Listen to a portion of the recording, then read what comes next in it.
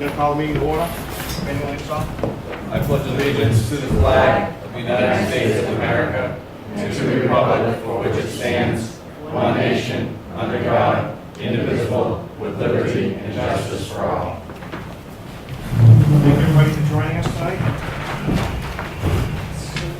We have a presentation from the representatives of HEB. Chris Fournier. Great, by yourself? Yes. Have it. The floor is yours. All right. Very recently, I worked for HEB Engineers. We're out of North Conway, New Hampshire. We were engaged by the town to undertake the development of bridge assessment of the 7 municipally owned bridges in town, and then develop a plan to determine the cost-effective nature of attacking repairs and rehabilitations and replacements of those bridges as necessary. So tonight we're here to give sort of a brief overview of our findings of looking at the bridges from a technical perspective, but we're also here to receive public input regarding how you deal with these bridges on a day-to-day basis. We look at them as from an engineering sense, but driving over them, living next to them, understanding the history of them is important for us to receive that from you and incorporate it into our findings. We do have packets of information in the back. Thanks, Ed. We pass that around. And then also, if you would like to have any correspondence during the course of our work, we do have a sign-in sheet which can provide your contact information if you'd like to.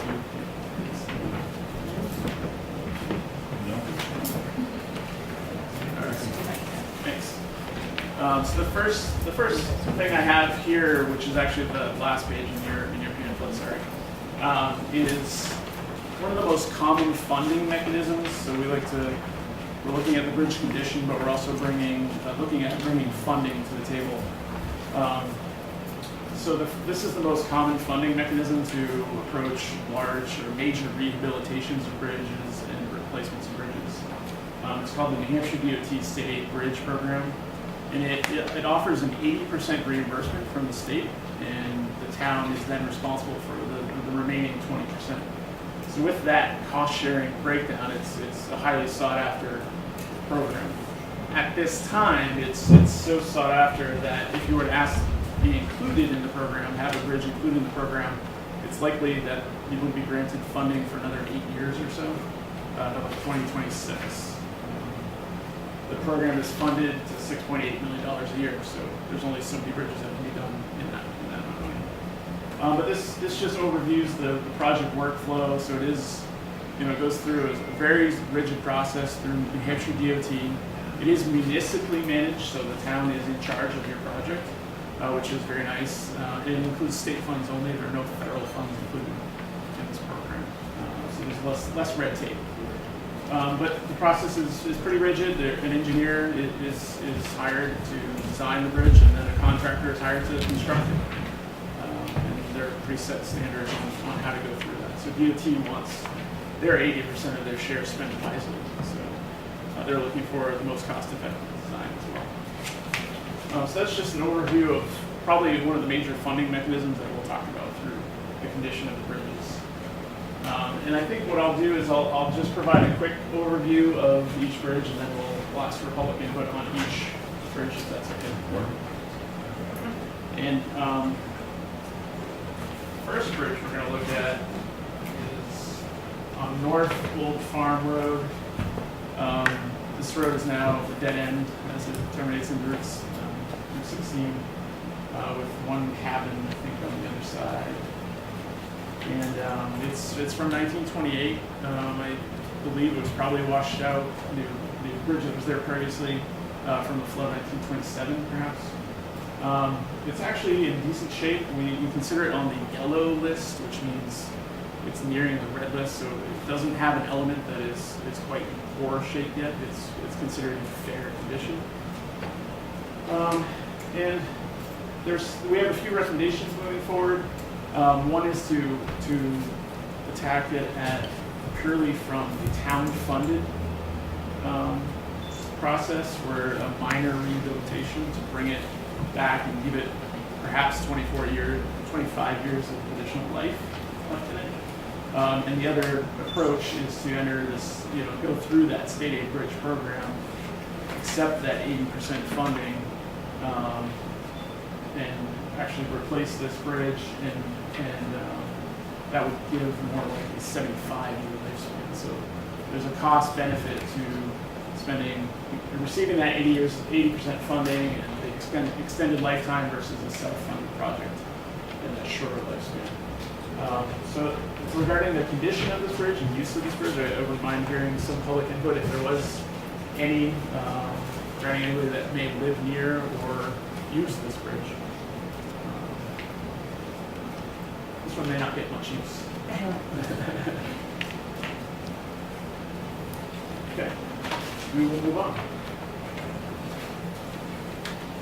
And feel free to chime in if you think of something later on one of the bridges that we've talked about.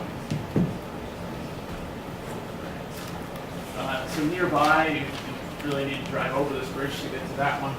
On North Wakefield Road, or Old Wakefield Road. This bridge was rehabilitated in 2013, so it's fairly something that the town invested in fairly recently. The lifespan of the bridge was substantially increased.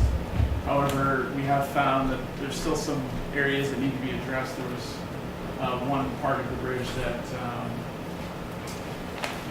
wasn't addressed at the time this was done in 2013, and needs to be looked at this point in time. But overall, it's really address that repair. Our thoughts on this one, our recommendations: address that repair, perform regular maintenance, and just continue to monitor its condition as we move forward. So not a whole lot of work necessary on this.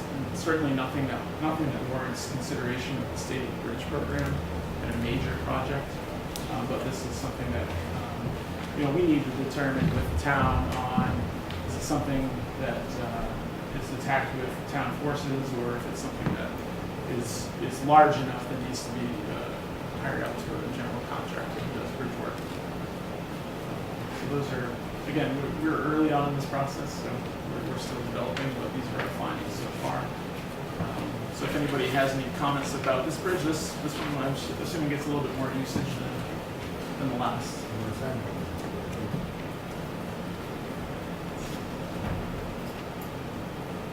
Is there any additional information the board would like me to review over these, or just continue to cruise along? Continue on. All right.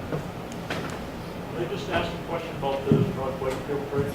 Yes. Were the wing walls done on the other end of it, as well as the end of the... Yeah, so 3 wing walls were done. I'm not quite sure 4th one. Okay, so one was done on the north side then? Yeah. Okay. And there's one that's just stacked stone remaining. That's the one that the stone is not in great shape, so that needs to be addressed. All right, thank you.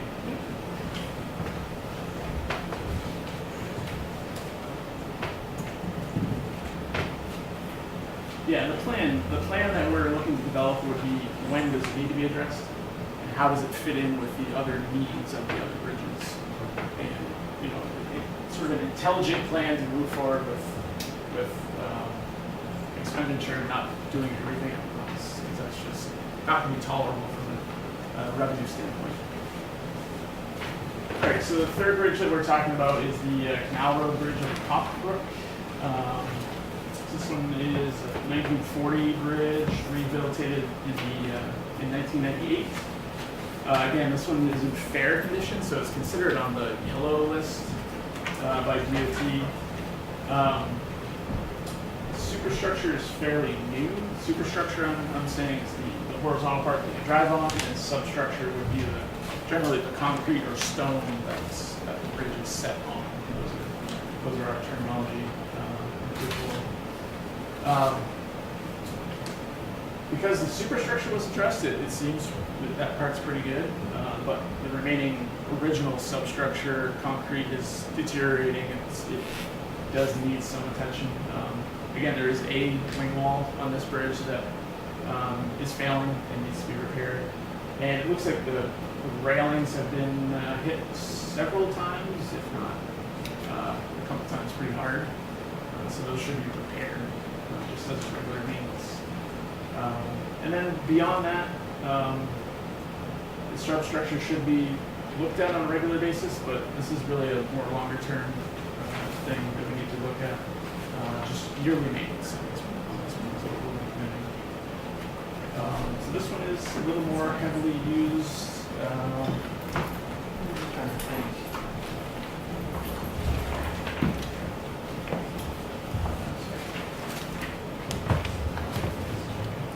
So does anybody have any comments about this bridge, perhaps? Any input that you'd like to send our direction to consider?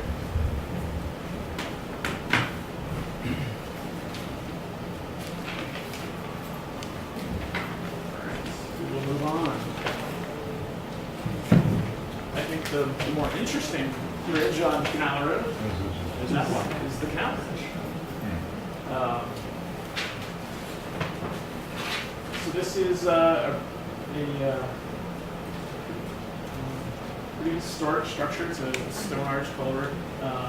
It's on the National Historic Register, so it's got a lot of eyes on it with regards to this construction technique and the channel and the whole area, really. We've already been in contact with the Heritage Commission and understanding their role in anything that's done with this bridge. We've already reached out to the New Hampshire Department of Historical Resources about just getting this on the radar, that the town is beginning to figure out what needs to be done here. This bridge straddles, what we believe it straddles the border. That's something that we do need to confirm with Acton, Maine. So we've already been in contact with the Acton Select Board and making them aware that Wakefield is beginning this process as well, and that understanding their role in it is something that we need to pursue with Maine DOT to understand the cost sharing, perhaps, if it is straddling the border with them, and if not, just figuring that whole situation out is going to be one of the first things that we do during our process. It is rated for 3-ton load rating, so it's quite low. I anticipate that larger vehicles do travel over it because it's a long way around otherwise. So this bridge is it's in a delicate situation. I did mention the state aid bridge program. We'll fund a major rehabilitation, which is what this bridge would be looking at. But those funds are possibly 8 years away. So we're considering that a contingency plan should be set in place if the condition worsens, or if the bridges need to be closed. But that is a long detour there, 9 miles by what we've seen. So the immediate thing is to apply for the state aid bridge program, which the town has done already.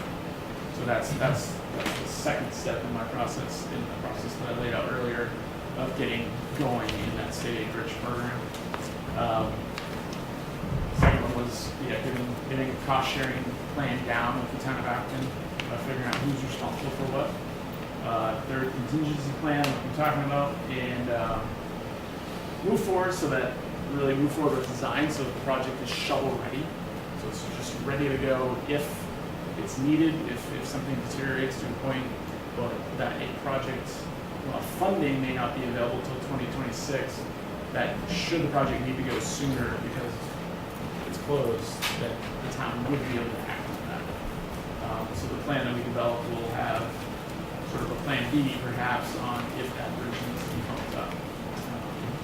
The state aid bridge program does have capabilities of bumping up closed bridges. That law was passed in 2012. So that's something that we'll need to consider. Yes? There's also, if some of the bridges that are on that list are not ready to go, we might be able to pick up one of those slots if it's shovel ready. Correct. Yeah, that's definitely a smart strategy. There is that set $6.8 million. The DOT can't spend over that, but they also don't want to spend under that. So should a town be listed for perhaps next year, be programmed in the state aid bridge program for next year, and they just aren't ready, then DOT staff will find a project that is ready and bump it up into that slot so that they take full advantage of the expenditure of that program. So being shovel ready is yet an opportunity to jump ahead, perhaps, in that schedule. And the program does see influx of revenue every now and then. Just in June, there's unanticipated revenue, House Bill 1817. There was an additional $10 million put towards this program because it is one of the better programs, I think, in the state, and my opinion, full biased. But so that really bumped people up a year and a half, perhaps, in that process. So that can happen from time to time as well. Yes? When you look at a project like this, and this has a lot of historical significance, how do you view short-term and long-term as far as the historical aesthetics are concerned with this when you finish? Or do you just think you're going to take on either side, pour concrete and build a bridge, and that's it, which we saw on all the previous ones we've looked at have no real aesthetics to them. Anything going down the highway when we finish. Yep. Yeah, and when this rigid process through the state aid bridge program does include DHR and any consulting parties. So the Heritage Commission can definitely be a consulting party to that process and involved in the design process. So often with historic structures, we're prescribed aesthetic treatments to really pair with the historic structure, the components of our new structure that may be needed to complement this one. I guess I'm asking you if from your experience in dealing with structures like this,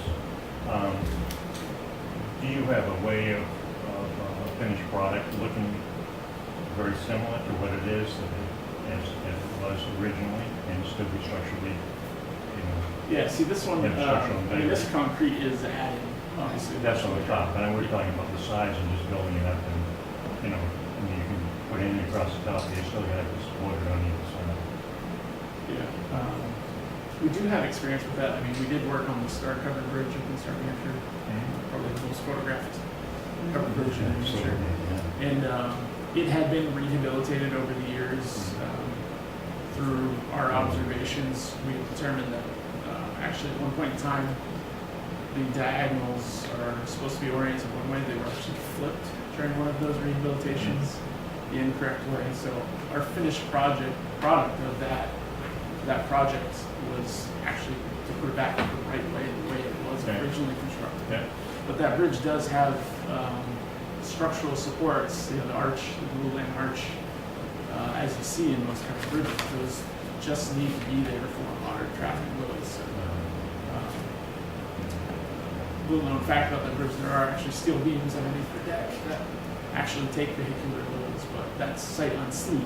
So those are the types of that's creative. kind of the issue I was talking about, Yeah. is that when people get down and look at that, the canal and everything else is down, you get to the bridge and all of a sudden it's 2020 construction, just black versus white. In 2006, the Historic Documentation Company did a historic stone culvert study for the state of New Hampshire. And this was touted as one of the good ways of rehabilitating the old stone culvert. So it's really eye of the beholder, and there are going to be differing opinions on how to do that. It's definitely a conversation that's going to partake over the next several years. Okay. Yes. This bridge, I think this is out of the list that you have here. I think this is one of the more vital bridges we have in town because just on the main side of that, you turn left, you're out on Beasley Point Road and Beasley Cove Road. There are quite a few Wakefield homes out there on the lake that are worth, hundreds of thousands of dollars. And so these people are paying for the fire protection that's down at the end of Witch Trot Road, which none of it weighs less than 3 tons. I mean, so if they had a situation out there where they needed fire apparatus, I mean, they're either gonna have to take the 9-mile detour around like you mentioned, or they're gonna have to take a chance on trying to sneak something across that. I guess we've been pretty lucky up to this point to not have any, you know, structure fires out there because, you know, like I said, these people are paying for all the equipment we have here, and what the contingency plan, I believe, is for this is that if a structure fire happens out there, while Wakefield is making the detour around to get apparatus there, Acton is supposed to come over and assist, but, I mean, I don't know exactly what Acton, I don't think they have anywhere near the apparatus that Wakefield has, you know, to handle a situation out there, so I think this bridge is small, it's historic, I mean, I think it's a vital connection to the people that live out on that side of the lake. Yes, you mentioned a couple times trying to determine who owns the other side. So is Acton, or let's say, is there a question as to whether Acton and the state of Maine actually are the abutter on the edge? Because my indication from the things that I've heard over the years, and I've seen old maps, it definitely is either the middle, I've seen it both ways, the middle or the east side wall is where the state of Maine line is. Yeah, that would Is be a that- significant difference, yeah. Yeah. Where But middle there's- would be split, you'd think, split 50/50. I've seen it both ways. And on one edge, you would see that the bridge would be all in Wakefield, perhaps, and they would really only be responsible for the road. So we will do deed research, we'll title research, right-of-way research through a process and nail that down. Because right now it is listed as a bridge as regards to Maine DOT. So they consider it a bridge, they inspect it regularly. New Hampshire DOT lists it, inspects it regularly. So they both, right now, I believe there's some shared responsibility there. It's just determining what that share is. And the fact that the state of New Hampshire owns all the land on the west side, is that, as an owner, does that have any impact at all? It may, it's not, probably not the Department of Transportation that owns that side. So, we're early on in our process, so we need to do all of our research and really understand who the players are. That's a little more thing. I mean, a lot of the historical aspects of this too, as you're probably looking over, but from the dam on Great East all the way down through there, it's got that stone canal all the way down through there. And for quite a few years, I mean, because Great East is 100 feet deep, but for quite a few years, that dam was being regulated to run mills and all the operations all the way downstream, down through, you know, Rochester Hall, all the way down through the line. So I mean, that canal, I mean, the canal isn't pictured in this at all, but I mean, that canal is a huge part of this project. And I mean, So maybe what we should let people know is we are aware that it isn't just the bridge that's, actually there are 5 elements in that area that are on the National Register. It is a national, it's a district, which involves the dam, the bridge itself, the canal, and some of the stones that are along the side that were left from the construction. So there are 5 elements that are listed on the National Register and make it a district. that's a big project. Yes. It doesn't, I mean, it really is. Yeah, we appreciate the importance of it. You're gonna have fun with Huh? this. You're gonna have fun with this. Yes, I know. That's what we said the first time we saw it. That's the fun one. Yeah. If New Hampshire bumps this up and Maine does not, Yeah, it's gonna be fun. Yeah, That but- part's fun too. we'd have to get them to move it up, or we could lose funding from New Hampshire and we put on back in our original slot. Yes, that will Okay. that will be a high-level discussion between Alright. those states. Dick, Yeah. I was thinking of the Acton aspect of this. You know, there are some very high-end properties on Robinson Road and Decent Point, and those people use services in Wakefield too. So the Acton, there's some Acton taxpayers that are going to be really interested in making sure that this bridge is repaired and taken care of. So I think we've got some weight on that end. Yeah, I think that there should be early on when we start looking at getting it shovel ready and just having a plan. We will invite the Acton Board of Selectmen and have a joint, probably a joint meeting here and then a joint meeting there so that their residents can be informed. Because I think part of the problem will be New Hampshire isn't going to give us the money if Acton doesn't give it. So we can have a design and be shovel ready, but if we can't put the funding together, I don't think New Hampshire will let us spend the money. So this is going to be really interesting because there's the whole historic aspect that we want to preserve, and then there's the safety issue, and there's also the fact that from the way you talked, there's no way this is going to make it 8 years. We're going to have to do something in the interim, or we're going to have to borrow the money to do the work and then wait until we get the funding to pay off the loan. Can that be done that way? It can be done that way. We could bond the work and then in 2025 or 6, whenever the funding comes through, pay off the bonded loan. But I suspect it'll take 2 years to get the historic and the state piece worked out. And in the interim, I don't know if we have 2 years on that bridge. So we have to figure out the bare minimum we need to do to keep it open, because obviously we don't want to see it closed for safety and just convenience issues, and then figure out if we have that money, how much that's going to be, and where we go from there. So this is very complicated, but Yeah. we know that. The states have worked together, I mean, on obviously a much larger scale with the Memorial Bridge and Sarah Long Bridge. Both historic structures, both shared by the states. So And It's they worked been with done. us to get it on the National Register, so they respect the aspect of its historical nature.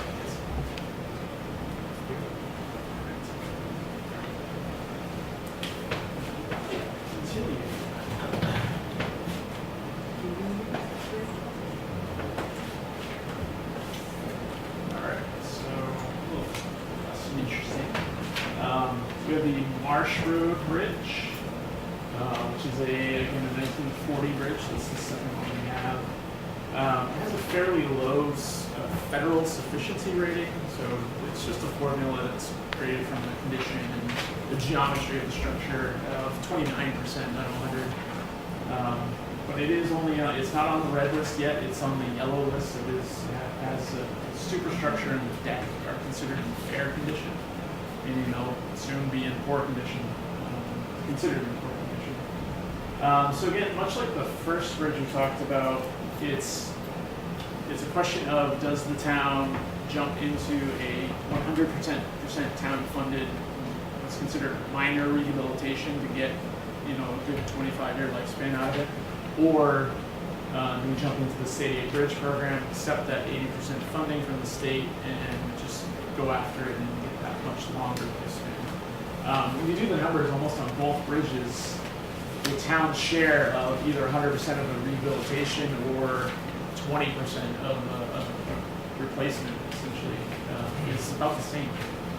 So it's interesting thought as looking at your town expenditure, but spending more state tax dollars on the back end of that. So the cost effectiveness will have to be discussed. I don't know if anybody has any thoughts about this bridge and their use of this bridge. The rails are quite unique, I'll say. Yeah. So where it says 25-year lifespan, is that like an estimate of how many cars or loads go over that, or is that just, it says projected lifespan? So if you only have one car going over that bridge, and you have 100 cars going over another bridge like it, would that increase the lifespan? It'd be different for the number of vehicles, but we understand the approximate traffic use of this bridge, so it's based on that approximate traffic usage Okay. going forward. How do you get the approximate traffic? It's actually measured by DOT. Oh, That's part of the Regular semi-annual basis. DOT Okay. inspection is the load. Yeah, you see those black tubes across the road every now and then. Right. That's DOT counting traffic. And they have a count or they have several counts for each bridge in the state. So that one, just so we can talk about it, is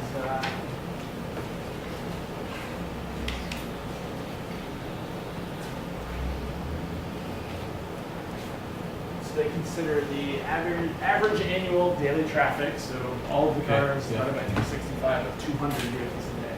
On that bridge? That's what they count. No way. Yeah. This is like maybe 5.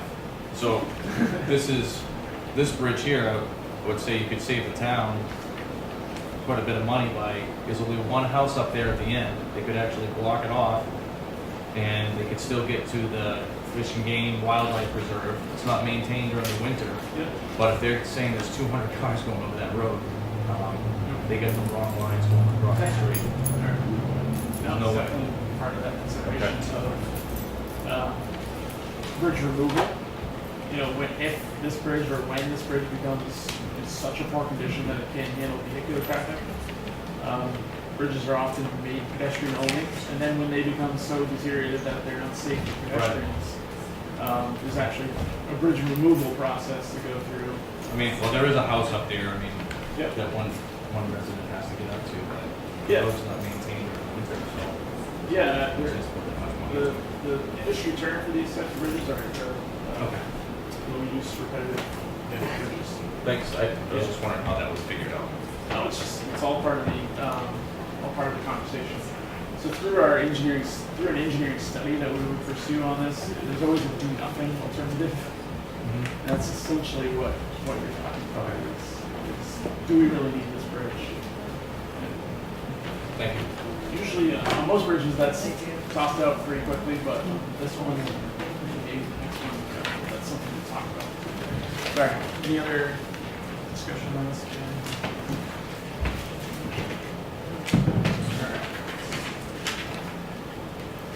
Next is the Maple Street Bridge. So this one is closed. It's in significant failure of the substructure.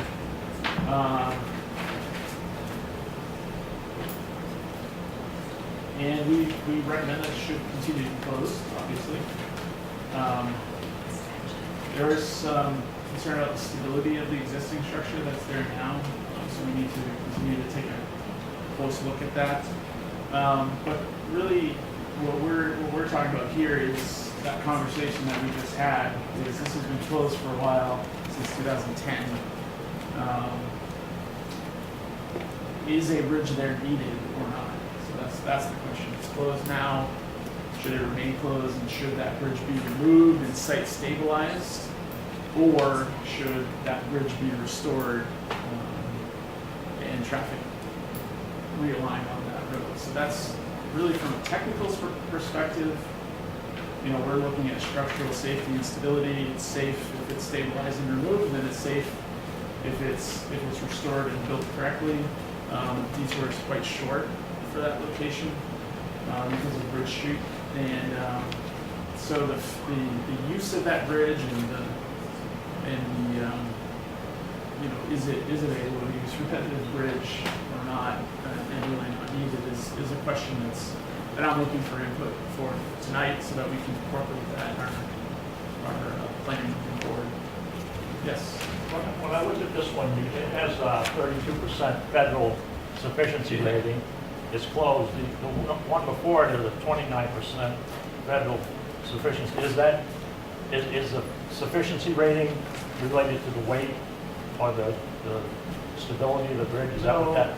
This one, the remaining percentages that this one gets is because it'll sound dumb.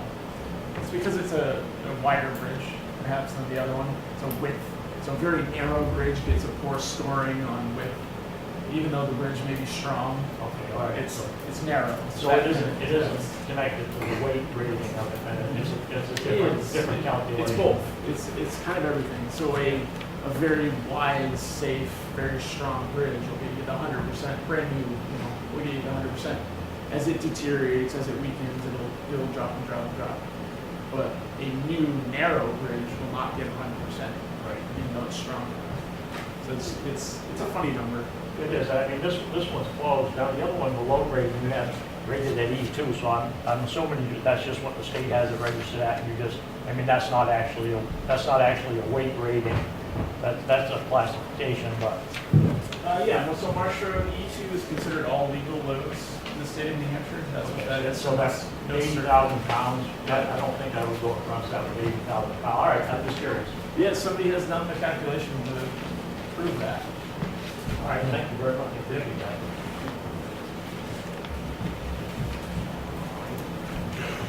So, is there any other discussion about this bridge?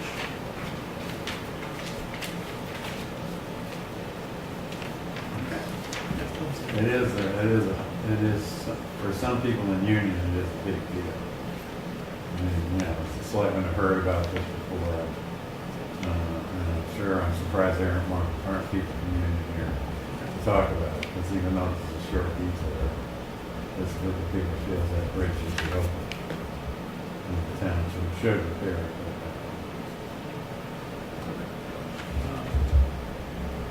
We had corresponded about this, but I heard back from DOT today that as part of the state aid bridge program, they would consider bridge removal a funded project through the state aid bridge program. So it's not as if removal would be 100% on the town versus replacement would be 100%. What's your experience with if this, because the substructure is so in such poor condition, if this were to fall into the river tomorrow, would DES and DOT order us to take it out? Of the river? Yes. Yeah. They So that would all be on us if we didn't, start the process. right.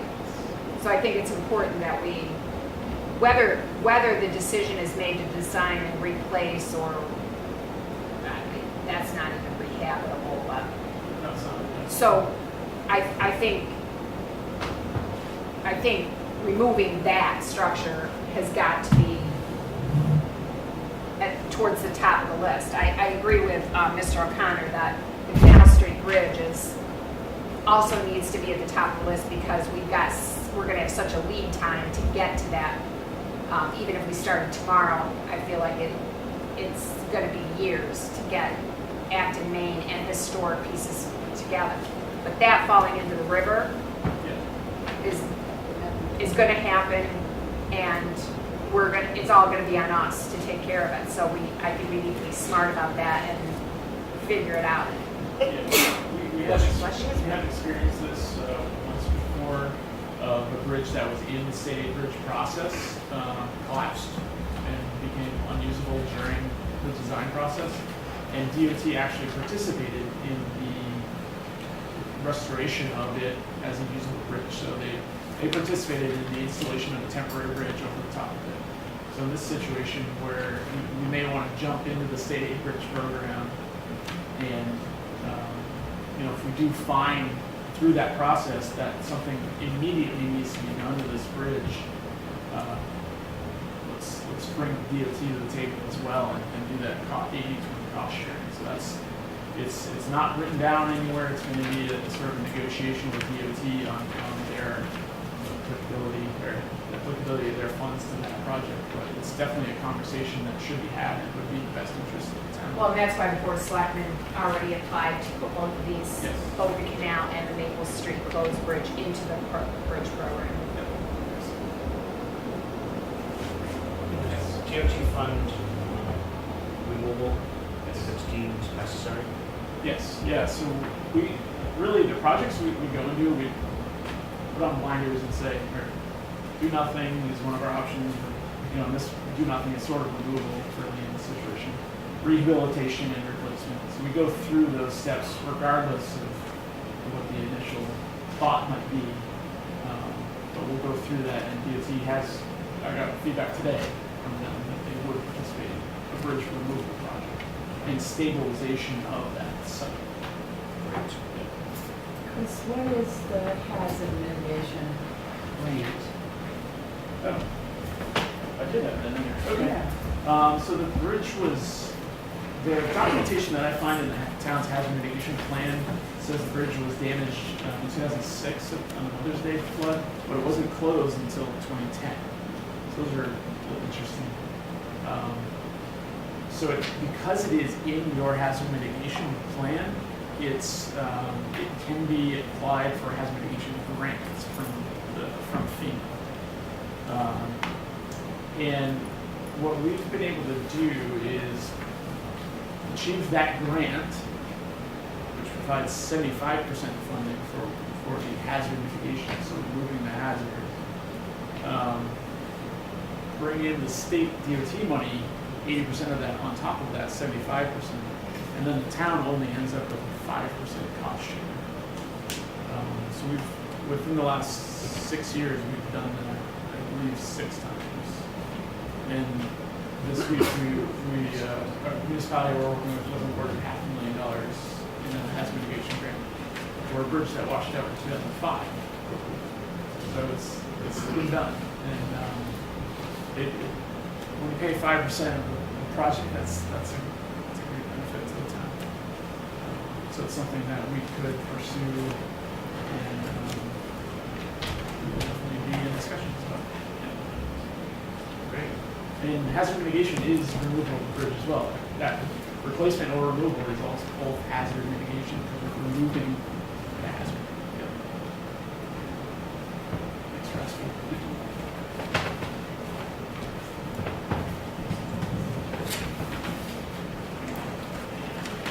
One. Spreadsheet. This is fairly new, built in 2001. So it's in generally good shape. So this one we're recommending a good maintenance routine. In this era of bridge construction, it was common to put a sort of a membrane on the concrete structure. Pave over that membrane. It's kind of like an ice and water shield on your roof if you don't think about it that way. But products of that era haven't stood the test of time. So we really want to keep an eye on that because if that leaks, then it gets down into the concrete and it starts to eat away at the good structure underneath. So it's good to be proactive about that and understand the history of similar bridges and stay on top of that. But otherwise, everything else really just needs to be monitored and regularly maintained. So, I think that's part of what we would be looking at too, is developing a maintenance program for the town to be able to have a plan to keep on top of all of the bridges and do the regular maintenance, the washing of, get the road salts off in the spring, and do the regular activities for each of the bridges. Yeah, so we cruised through 7 bridges there, and it was good. Appreciate the input. And if there are any lingering comments, I have business cards in the back, so you can feel free to reach out to me directly. And I'm sure the board will welcome your feedback as well. We look forward to keeping this moving on. Thank you. Thank you very much. Yeah.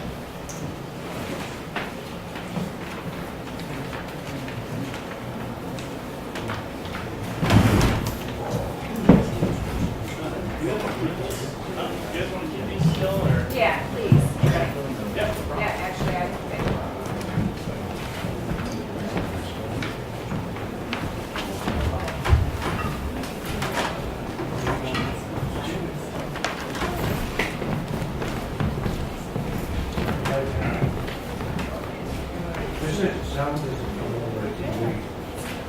It's fixed now. Thanks. Yeah, we had a cable issue. Thank you.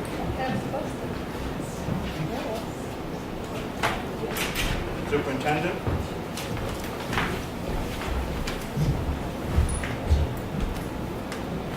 Good evening. I'm here with coordinator emergency health and also that census from the Sure. And also our business administrator, New York, Dana.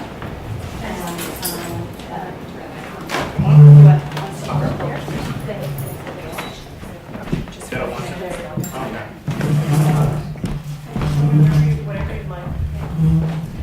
Hi, Good. How are you doing? One of those? Yeah, I can pitch in if I need to. So, last students against close proximity to one another. And for the first time in my career as an educator, I felt I could no longer say it can't happen here. And I don't think that would be whether I was in Wakefield or anywhere else in New Hampshire or in this country. So in feeling that way, I needed to ask myself if we were doing everything that we could to keep our students safe. And we had applied for a security grant. Actually, it was concurrent but not planned that way, which we received, which goes to building issues. And we will be implementing that sometime this year.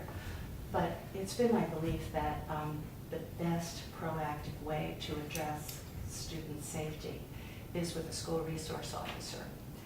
So I had some conversations with the chief and Chief Ventura and with some other people, Mr. Avellani in fact included, and just talked to people about whether or not they felt the same that I did. This is a great proactive way to ensure student safety.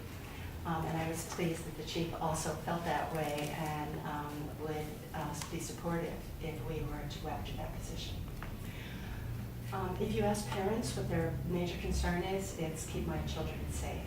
And on the data that we have been able to collect informally, there does seem to be support, not just from the chief and some of the people that I've talked to, but in general. So, because I feel strongly that this is the best way, I was looking for a way that we could do this sooner than later.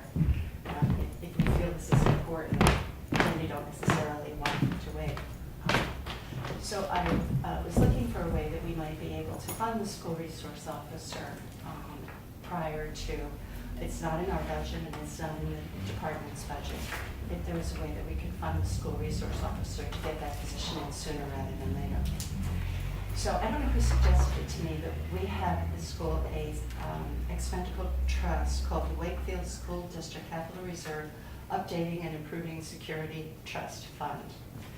So I asked Mr. Knight if he would bring it to the trustee of the trust funds and ask them if this would be an acceptable use.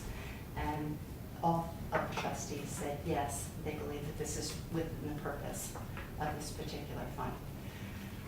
I also talked to Chief Ventura about, well, how would we fund the position in general? And it's usual and customary for the school to pay 75% of the salary and benefits. And for the school, I'm sorry, for the school to pay it, did I say that right? And for the police department town to pay 25%. So the amount that we have in the trust would be adequate for us to pay the school portion of that school resource officer. And if we were looking at this year and putting somebody in as soon as September, we would shoot for that. It may not be possible, but as soon as possible. We're looking at our fiscal year being different than your fiscal year, and we're looking at our fiscal year already starting. So our fiscal year runs from July to June, and we would not have the school resource officer even if that person would already been employed in the department for July and August. So we're really looking at the school portion covering the 10 months from September to June without the town portion being needed, without the police department budget being needed at this point to put that person in place. Does that take a little thought in terms of how that works? No. Yes, definitely. We're okay. So how do you know you're going to get funding after you use that money? So you use that money for September. How do you know you're going to get funding to replace that or Right. go on from there? Right. Well, and I'm a believer that this really has to be a voter decision. We have Oh, to have yes, the vote, definitely. the voters on board. But if Mhm. there's the opportunity to go, earlier with a funding source, it still has to be decided someplace about whether this is supported on both the town side and the school side. So during the budget process, we would, in some way, shape, or form, make that available to the voters to weigh in on for the following year. Is that something that may or may not happen? I do believe voters have the last word on that, but I cannot move forward if I believe that this is what we need to truly be proactive for the student safety. And if the town or on the school or town side don't agree, I would be a little surprised, but that's the will of the voters. But how can you tell somebody that you hire that this is subject to, you might not have a job in March or whatever? How do you tell them that? I mean, who'd want to work under those conditions if the people don't vote to replace that money or use that money again in their budget? We all kind of work under those, we all serve at the pleasure of the boards and the taxpayers, basically. We could do it with part-time help that's reimbursed from the school on a as-needed basis, and then put warrant articles out for those questions. I think that would be the most prudent thing. I would recommend against hiring by warrant article. My recommendation would be to run it all through the budget committee and put it in the operating budget. It's either a needed position or it's not. And if you warrant article it out and something happens, then every year you really are at the whim of the voters. I think the voters will decide whether this is a supportable operation going forward, and if they decide in March it is, I think, I would defer to the budget committee too, because they obviously would have to weigh in on this heavily. But they're kind of the microcosm of all the town voters, and I think we'll find out pretty early on. My concern with this 75% is that what you're actually proposing is you're paying 100% of 75% of the year. Because we can't, we could not until, the earliest that we could participate in this would be April 1st after the March election. Right. And that presupposes that it passes then. So I think there is a timing issue. I think there's a funding issue. I think there's how do the taxpayers feel about it issue? How does the budget committee feel about it issue? I don't at all feel like the town won't support it or it's not necessary. I think theoretically it's an idea whose time has come, but I think we need more information from the taxpayers. I got a quick question too. I know Manchester, Brewster, they all do contracted security. Have you guys looked into that at all to see if that's cheaper? School resource officer is specially trained. They go through an academy to learn how to work as a school resource officer in the school. I'm not aware that a security firm would have something like that. Security. Manchester high schools are doing that now. They contract out only for the season, and Brewster actually has private security doing theirs as well. They're trained. They're probably former police officers, and it might be something to look into as well until in the interim, because I know, obviously my daughter goes to that school, so safety is the number one concern for me as well. And for me personally, I would like to see teachers that are comfortable concealed carry, but that's just my opinion. But I know that they do have contracted security people out there that they are doing, so maybe reaching out to Manchester and maybe even Brewster to see how they're working it. I think that success of a school resource officer is somebody who is in town working for the Wakefield Police Department. Oh, I who agree. builds those relationships with students. I would like to see us do the right thing as soon as we can possibly can, so that we can look at this as a position that we believe the voters will support, and that we're making a commitment to this being a long-term position after the voters have weighed in. So to bring somebody from a security, it's not going to be the same. It isn't going to be a member of the Wakefield Police Department. Would it be a good second, option if we couldn't move forward with this? Yes, but is it the best option? Not in my opinion, because I think that trust that you build and the fact that they're a member of the department and the fact that they they are perceived as local and part of the community is important. That's how you build that trust for a school officer and the students. And that's how you have that work not just for the students, but also for the families and also for the whole community. Because I talk about it as being proactive policing. And that to me means you build those relationships so you can be proactive in addressing situations before they become critical. So for me, that's not the best option, and I want the best for our kids. I think also too, we would get the benefit of our busiest time for the police department is in the summer when the summer residents come back to town. So it's kind of a win-win of the school. Obviously it would be their primary function from September to June 30th, and then in July and August when our police department is the busiest, we kind of benefit without paying 75% of the salary and benefits. And obviously, if there was an emergency, also during the school year, I mean, a gas tank rolls over on 16 and you need another sworn officer, he's at the school, or she is at the school. So there are some ancillary benefits that we would definitely get from this too. I have a quick question.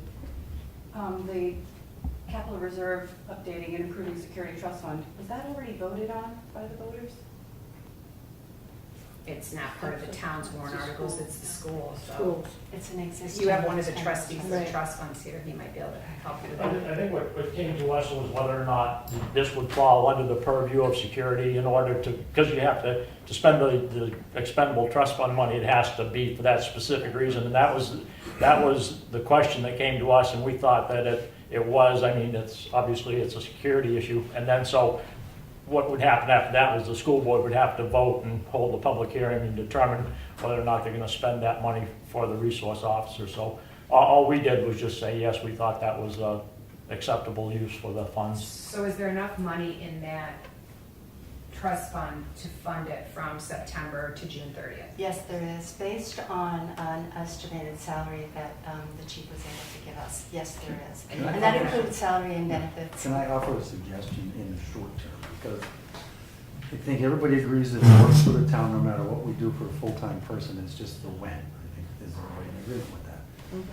So what if, rather than the private security, but it's a good idea, but we could hire a part-time officer that would be, you would have this many hours up until maybe April 1, and then you'd be significantly reduced. I think you would be a little bit better prepared for that because it's a part-time person. And what I would do is that part-time person would fill in some of the shifts of some of the officers that are already on board full-time. Because I'm not going to take somebody fresh out of the part-time academy and put them in the school.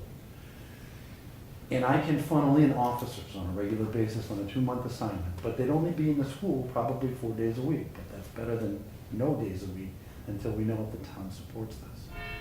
And then in April, if everything's approved, we go ahead and we hire a new full-time officer. It might work. I don't know. I'm trying to piecemeal it so that we don't, disappoint a full-time person. I would definitely say that we should try to do it with existing staff or part-time staff. If we did existing staff, I'd have to hire another part-time officer, which is okay because I'm way under in part-time hours this year because we had one that was working Well, 32 and they would hours. be funding, that's And another the thing you funding. have to figure out. So if you rotate full-time officers with family plans of insurance and full New Hampshire retirement, and You and I they're would doing it figure 3 out days that a week, and then meeting, yes. part-timers doing it without New Hampshire retirement, without health insurance, 1 day. I mean, there's quite a bit of moving parts to figure out in this as well. And we want to make sure that the town has no funding mechanism for this from September to at least April 1st, and potentially not after that and I assume that you will exhaust the trust fund at some point, and if going forward you can't get it passed in the operating budget, then the whole thing is kind of a bust. That's true. And you'll know that in March as well. I assume That's that true. you'll rotate it into, what would that be, your 2020 budget? Correct. I get mixed up. And who's on what year? So would we need to add on another cruiser for this too, or do we have No. enough staffing now? No, we have enough cruisers to do that. Do that. Even if they were on, yeah, we've got enough for that. I'm not- Now, do they fund, the school resource officer fund portions of equipment and cruisers as well? I wouldn't say cruisers is necessary because it's. But, No, but I'm saying in the long term to replace them. The equipment for an office and any office Office space. space, yeah. Right, we would Okay. provide for the school. They will always be a member of the Wakefield Police Department. And my understanding is salary benefits plus a place that they would actually be in the school, we would contribute 75% salary benefits and a place for them to be, have a phone or, Mhm. a computer or whatever. But So I think you there and needs to would be, have to get together right, and there to needs to be a memo of how much. understanding as well, Sure. because I think that it's only fair that the taxpayers understand what we're actually, like, this isn't a one-time thing. This is potentially, Straight through. yeah, Ongoing. this is an ongoing, it will continue to have the expense. And I think that the town would be looking for a commitment from the school that, if the world ever changes and becomes safer, you're not going to just decide you're done paying for Or I it. hope it does become safer. That would be nice. I've worked with school resource officers, and there's so many aspects of this that works positively. I've talked to the chief about this person implementing an anti-bullying curriculum that we would actually fund. What a win for the community to have that person telling kids how to be safe against bullying and against cyberbullying. There's so many benefits to keep the position and to have that person do proactive community policing in the schools. That's the thing, community policing is everything, and this is really the beginning of community policing is in the elementary school and building that relationship that It is. stays with them forever. Mhm. Whatever you call it, your DARE program here, to, just having the person in that school. I think it's just figuring out the details of how it look. I mean, obviously, you and the chief will work on hours and where, and, because that's an operational thing that should not be made public. It's certainly a security thing for both the school and the officer, but the funding piece, and just the expectation from the school board side to the town side, we want to make sure that we reduce that to writing so that everybody understands what the expectation is.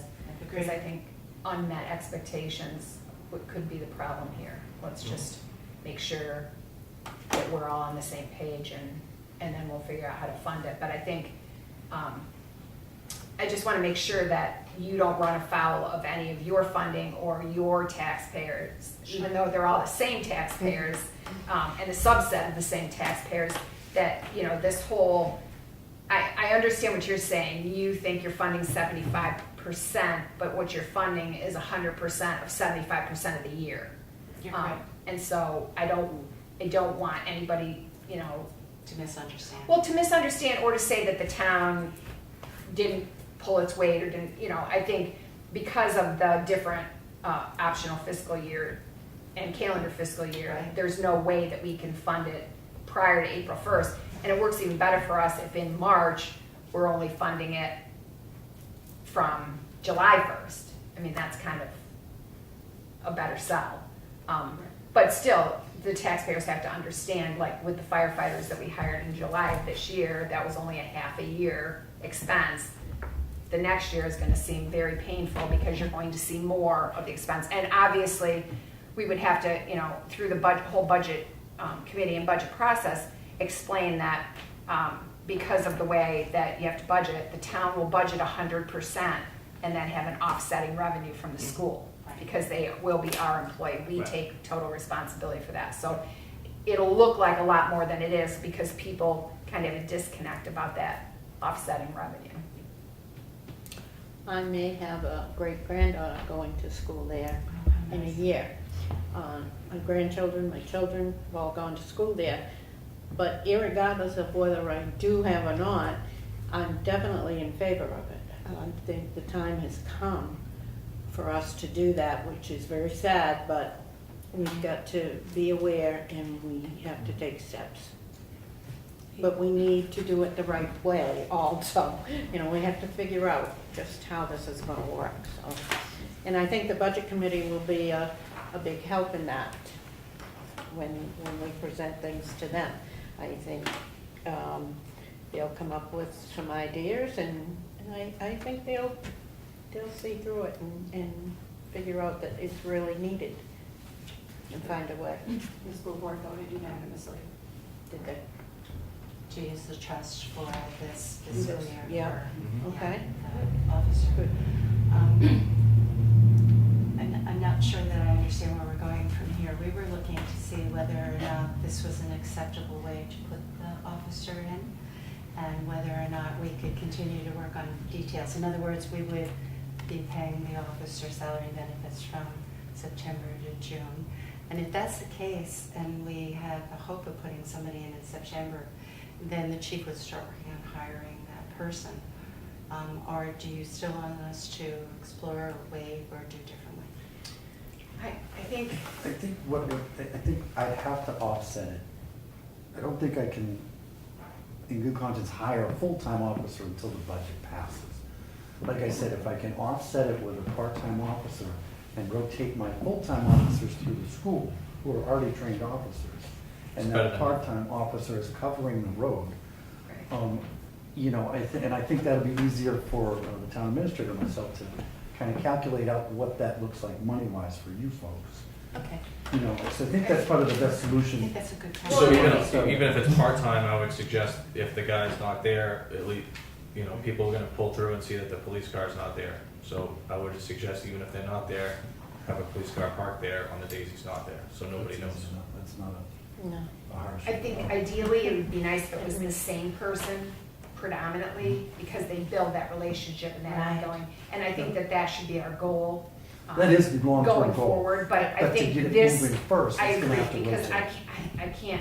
I don't see us in good conscience hiring a full-time Well, my police daughter, officer and saying potentially in April, you know, or. you know, it's kinda cool, my daughter sees all the police officers out and she can call them by name because so many of them have been in there and she loves all of them. So I think it's kinda good to have a few of them in and out of there, not the same one, because they're more comfortable with them, you know, so that's much my feeling. She's like, hey, you know, there's Sergeant Wellman and there's, you know, it's pretty neat. So, Well, yeah, and I think even if you have, what's we have in SRO, even if it is one, they get vacation, they have sick day, you know, it will never just be one.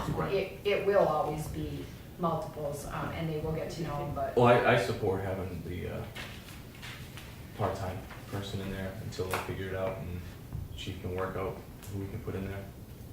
That's my opinion, I support it. I think it needs to be done. We can't say that we know what's gonna happen 6 months from now or whatever, so. I like the part-time idea. Yeah. I think it's an excellent way forward temporarily until we find out where everybody wants to be.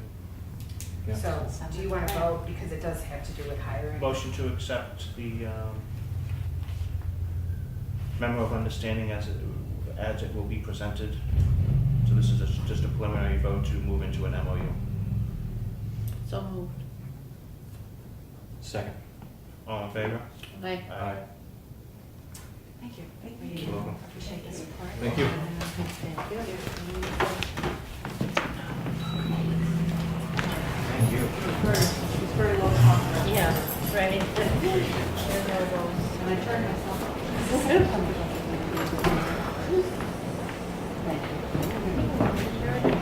Public comments?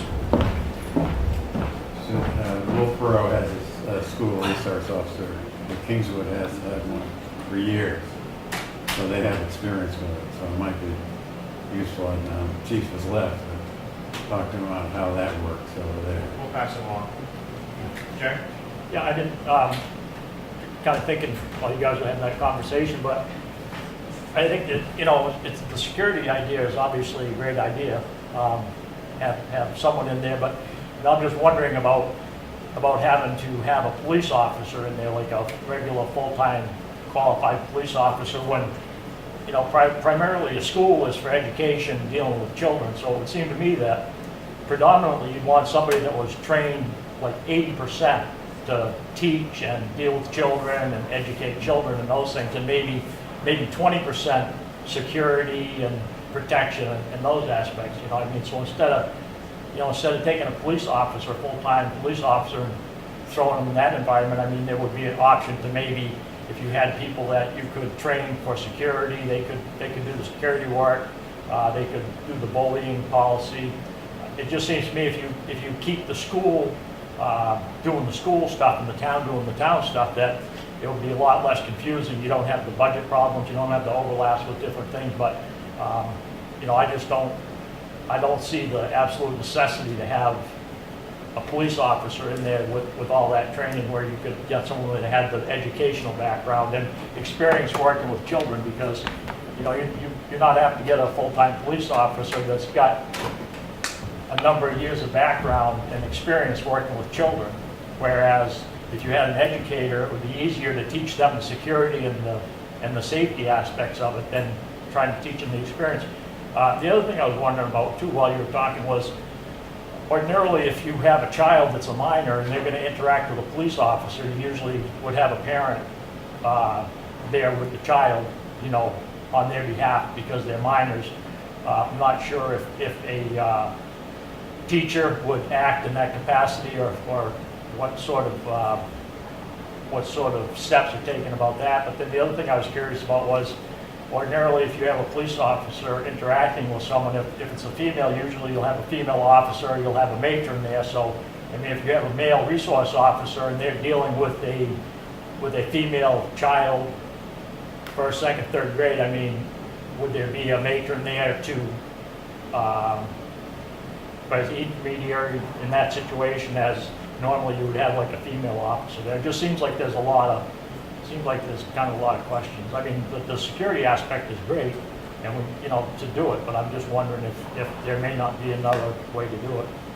So I think this Can I pitch Sharon in? speaks Most, to this. most of those operational things would be handled in the memorandum of understanding, as well as our policies and procedures through the police department. I've been part of the school resource officer program and have faced all of those scenarios that were spoken of, and they're dealt with in a professional manner. For instance, if you have to be with a female, you're going to pull the female teacher in. You're not going to be. We're not interrogating. Right, first a resource grade officer does not third take. graders, are we? They're not there to necessarily take part in investigations. That when it gets to that line, there is the discussion between the resource officer and usually the principal about, okay, the principal says, I need you to investigate that. Then it becomes a police matter, and everything changes. You know, this resource officer is there to protect, but more important, create a relationship with the young people in our community, so that there's an introduction to police at an early age. You know, the kids know all the police officers' names, things like that. So I think in terms of those concerns, that has kind of worked itself out in every other resource program I've ever seen. Resource officer program I've ever seen. That would be my 2 cents on that. You were out of the room, but I pointed out that Wolfboro Police Department has a school resource officer team, Yes. and they have a long experience with that. They've done through it, and they've even done active shooter drills. Can I ask if we have a police safety officer at this point? I grew up with a police safety officer. I can still remember his name 40 years later. Has the department had a situation like that? Or? We do not have an officer into the school. We have Well, he would come like once every week or once a month. during the school year, we have what we call the SHIELD program. And a different officer teaches it every time. So it's a different one. And they do different projects and different things about social media, things like that, all kinds of hot topics right now.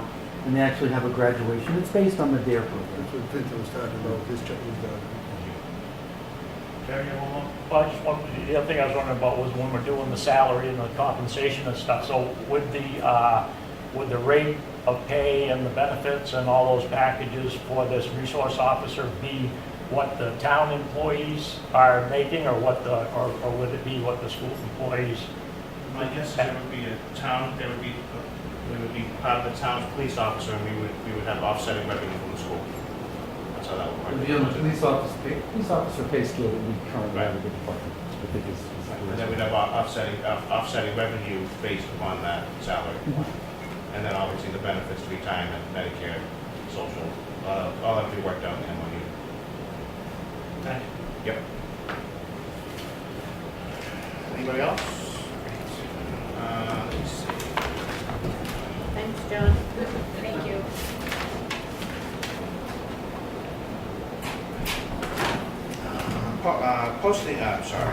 Compost. Policy for the use of compost. We've talked about this at our last couple of meetings. I have no issue with it. If somebody wishes to make a motion to accept. So moved. Should we read? Second for discussion. Okay. Should we read it out? Yeah, sure. Just so people have an idea what's going on. The purpose of this policy is to establish basic rules for public use of the compost material located at the Wakefield transfer station. When available, compost will be available at no charge to residents of Wakefield and Brookfield under the following conditions. Residents must display a valid Wakefield transfer station permit in the correct location on the vehicle. That's a same. Resident may transport a maximum of one standard size pickup truck load per day, approximately 2 yards. Smaller amounts may also be transported. Resident must load compost material by hand using a shovel. No equipment to be used in loading, like loaders or whatever. Transfer station staff will not be available to load the material, compost material. Resident assumes any and all risk of loading and or transporting compost material. Compost material is available for loading, pickup by residents during regular operating hours of the Wakefield transfer station, Friday, Saturday, Sunday, Monday, 8 to 3. Compost material is not available for pickup by residents when the facility is closed for any reason. There will be no expectation of these rules set forth in this policy. And it says adopted by the Wakefield Board of Selectmen effective. We had to change the date on that. It would be today, so if we approve it. So, Any further discussion? All in favor? Aye. Thank you. And I say that will be on the town website. New business, CAI Technologies Annual Maintenance Agreement.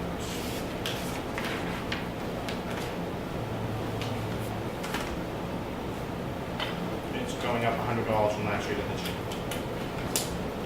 Is that my take on that? Yeah. But it's basically the same exact maintenance contract we've had since we've entered into an agreement with them.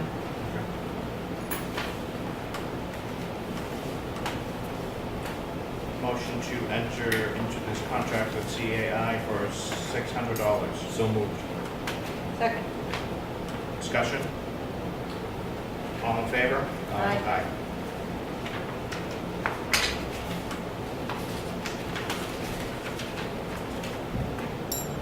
Request to waive $35 ejection fee.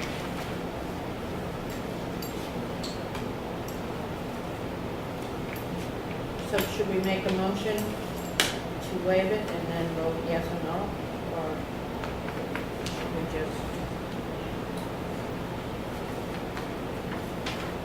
So this was a rejection fee from the kiosk, and the tax collector put in a IT ticket because the resident said that her payment was rejected in December, and she came in and paid the rejection fee at that time, and she was pretty sure she had put her account number in correctly, and then she tried to pay again in June of this year, and it was rejected again, and there was another $35 rejection fee. When the tax collector put in the IT ticket, it came back from the company that she had actually put in a 10-number account instead of a 9-number account, and that's why it rejected it. We do get charged a fee from the company when it's rejected, so it's not just us charging a $35 fee, we are charged a fee. What's the fee? 15. And then the other $20 is the fee that we charge for the work we did to put in the IT ticket and This is similar to what we do with insufficient funds on checks. The bank charges us 15, we charge 25 for sending out the letter of the, and doing all the research on the insufficient fund check.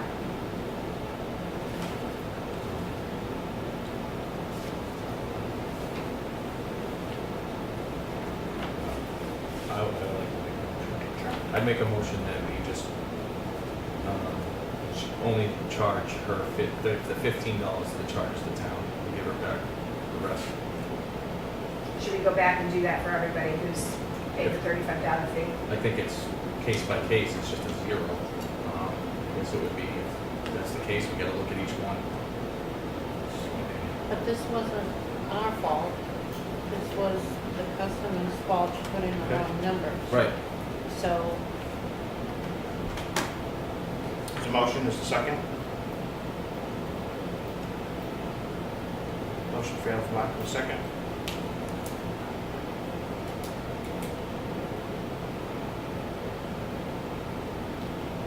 Motion to waive the $35 fee. Has to be a positive motion and then fail. okay, I'll move that motion for discussion. Any discussion? All in favor? No? No. No. Thank you.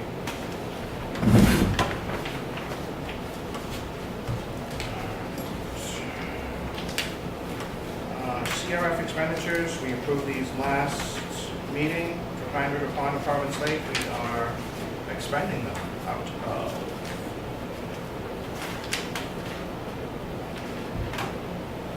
So there's a correction on one. Prop. What was corrected? I don't have it. It was number 15. So the first one is Pine River Pond. That's 3,000. The second one is Providence Lake, which is actually 3,375. So we And have, that's what was passed for the capital reserve fund and voted on by town meeting. do we have a We have a corrected correction in these? here. Great. Can we approve both of them? Or do we have to do them One at separate? a time, because it's I'll make a motion that we approve $3,375 for the Province Lake 2018 funding for invasive series. second. All discussion. All in favor? Aye. And I must say they're doing a great job. All these. Yes, they are. Doing a great job on these. Yep. On the invasive species. We're definitely one of the more proactive towns in handling this. Job with DES.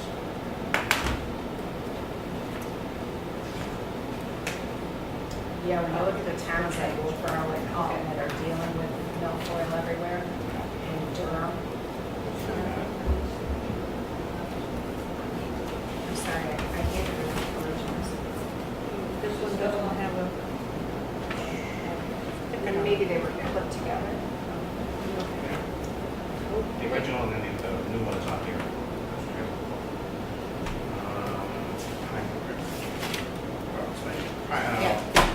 Pine The River, corrected one.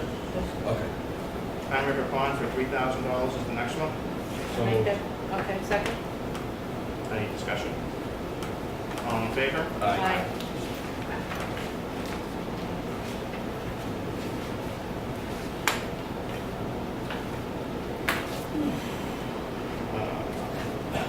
Thank you note from Pam Wigan, Two can. Oh, from No, from from... Pam Wigan. Connie, do you wanna read that? Okay. I have a hard time with the cursive. It's a little difficult because it's handwritten. Dear Selectmen, thank you so much for the certificate of appreciation presented to me by Connie last Saturday. It is hard to believe that it has been 25 years since the Heritage Commission began its work. Much has been accomplished with the help of many volunteers. We are so fortunate that Wakefield has so many important historic sites, it is truly my pleasure to be a part of their preservation, and I appreciate the support Wakefield Selectmen have given the commission over the years. Thank you again for the lovely recognition given to me, Pam Wiggett.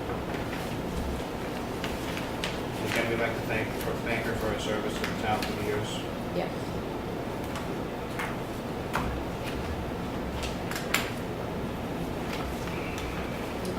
We have correspondence from Councilor Kenny regarding a TAP grant. We'll take it under advisement. What are TAP grants? It is the Transportation Alternative Program Grant administered through the Department of Transportation.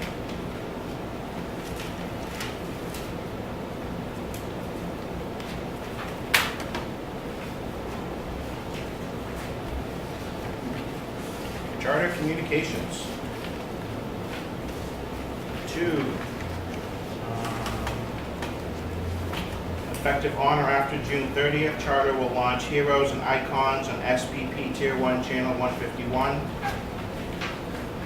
And effective on or after July 1st, Plazo TV will launch on Spectrum lineups as a replacement for El Garage TV, which was previously discontinued by Olympiasat. So you get 2 stations, 2 new ones. For whatever you pay. Yeah. Public comment 2. Okay? I have a couple of questions about the parking ordinance. I think you guys had, I think that the board had approved it earlier this year, maybe. I'm not sure. One question I had was on Burroughs Ave. It says on the westerly side of Burroughs Ave from the intersection Route 109 Meadow Street, a distance of 50 feet in a northerly direction. So that runs it from Meadow Street back toward the school. And there's 2 or 3 signs there. And I went out with a tape measure, and the first no parking sign is actually 62 feet back from the intersection. So I was wondering if it was a 62-foot no parking zone or if it was a 50-foot no parking zone. Whatever the ordinance says, the sign should be corrected. Yeah. The other thing I was curious about was the penalty. It says in violation of the ordinance to be a fine of $20. It goes on, and obviously penalty for parking in a handicap spot is a minimum of $250, and they reference the RSA. It goes down through the winter weather and stuff. It gets down to the bottom. It says about failing to pay the summons, failing the fine, you get a summons to go to court. It says vehicles parked in violation of these regulations are subject to being towed away at the owner's expense. So I was kind of curious. Initially it says it's a $20 fine, and then it says it can be towed. So I just wondered if it's just the discretion of, and I'm not sure, but if it's just the discretion of who winds up finding you parked there, or Is it the winter policy? well, it didn't seem to be. It's our regular parking policy that was implemented in 1967. And I would assume that it's at the discretion of the police department. If the fire trucks are blocked, then I assume that the police department would have the jurisdiction to tow the car so that a fire truck or an ambulance could get there. And that was what I thought with snow or something like that. But it would seem like if you could put it in, if it was in the ordinance that in emergency situations, the vehicle can be towed at owner's expense, because the way I read it, you could either get the $20 fine for parking there, or wind up having your vehicle towed away if Well, I somebody. assume that if the same car parks there multiple times, that it would be towed eventually. I think it's a,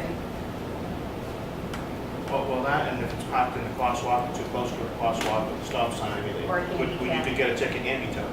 So it would be If it was just, I wasn't sure if that's like I say, it starts out saying it's a $20 fine, and then a couple paragraphs down, it says violation of the ordinance, results in having your car towed away. So, I wasn't sure what the stand doesn't have anything, what the standard is for having your car towed away. Because we've been having some parking problems down at the church, and we've actually been put on I guess it's not a terrorist watch list, but the police are patrolling our church down there while we're, Which one?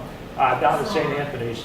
I've been going to St. Anthony's for 75 years, and when they put up the state put up those no parking there, people used to park on the state road. Right. And on 109 there, and people had a real fit about not being able to park there. That's why we have a large parking lot. Right. There are plenty of places to park in the parking lot. Well, now that they put the lines in it, diminished quite a few of the spots, and then we got three parking spaces that are handicapped that we can't use unless somebody's there that's handicapped, because we could be hit, that person could be hit with a minimum of a $250 fine for using it. They But- have more than 3 handicap. Right, but we can't use, And then they have one around the corner. we can't use those unless somebody's handicapped. Right. Because it's against the law, and it's a $250 fine, so that eliminates, like, if they're not using them, that eliminates 3 or 6 spots, but. And you can't block Burroughs Avenue either. And we got a fire lane, we can't block that, and that was all added since we decided to have the parking lot sealed and had it lined. I mean, so, well, I mean, we're really trying. I mean, we put, ever since the police barged in on the 6th of May, I got construction cones, and I put them in that 62-foot zone so that, a reminder, so that nobody parks there, so we're trying to keep it. We have a lot of people that come up during the summer, the attendance just about almost doubles during the summer, so we're trying to, but, you know, I was kind of shocked to see in the log that it says please patrol Burroughs Ave. Police have taken multiple parking complaints during mass hours. People have been warned not to park in Burroughs Ave, both with signs and verbally during mass. Anyone found in violation will be issued a ticket. Mass hours are Saturday at 1600 and Sunday at 10:45. There's an Officer Landry says checked it at 11:30 on the 8th of July. Cones were out, no violations. And then checked it again on the 8th at 1822, no violations. I don't know why that would be. There was no mass at that hour. Well, I mean, you know, I just, like I say, we're trying. It just seemed a little bit, they were in there on the 1st of July, came through at 10:30, came down Burroughs Ave, made sure we weren't in violation, turned onto Meadow Street to head towards Route 16, looked down the side of the building. I assume they were checking to make sure we weren't parked in the fire lane. Monday, the 2nd of July, I saw a police cruiser come into the yard and go around behind the church and come out by the rectory. I'm not sure if it was a security check or if he was checking handicap spots out back or what it was, but we're being pretty closely scrutinized by the Wakefield Police for the 50-foot no parking zone on Burroughs Ave. And like I say, ever since that encounter on the 6th of May, we're right out at every Sunday. The cones are out blocking it because someone's watching the yard down there real close, and I had a feeling that if somebody parked there and I went from the building to where they were parked, by the time I got them to move their car, someone would probably have already called the police on us. So, anyway. Some If you could- of the residents who live there have called police. Yeah. Well, no one lives on Burroughs Ave. There's 1 or 2 houses on Burroughs Ave. There's 3. Okay, so. 4, right? There's 4. Thank you, Jack. Oh, that's fine. Yeah. But if you guys can just check, see where that mark is, and in that zone, whether it's 50 or 62. I measured from the corner of the hot dog to the corner of the hot dog. I'm assuming that's where the intersection would be. Would it be past the state easement and then 50 feet back from that? That might be 62 feet. It says from the intersection, so I assume it was from, I measured from the hot dog to the hot dog. I don't know what the state, I don't know what the state owns on that side. Jerry, staff? No, that's all right, you can just throw it away. Thank you. Thanks, Jared. Thank you. Town administrator's update?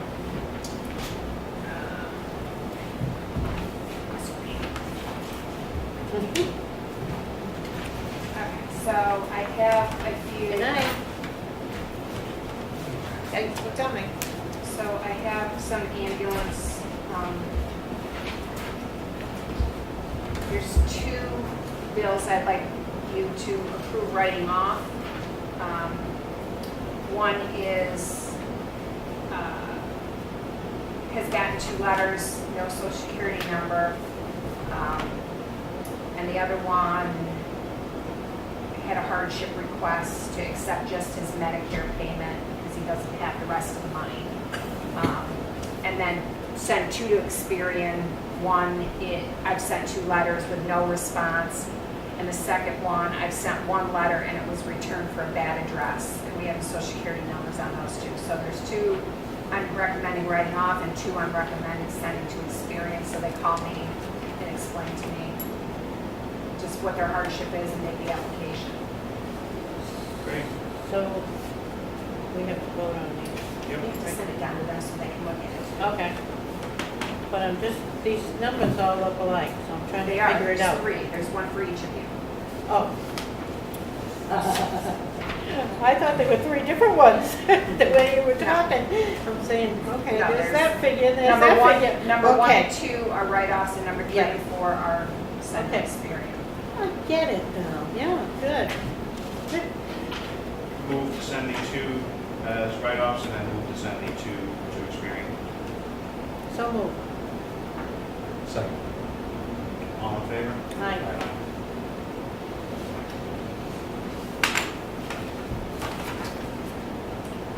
Have we got any responses with the ones we sent to Experian? Have we got any action on those? No? Nope. Not yet.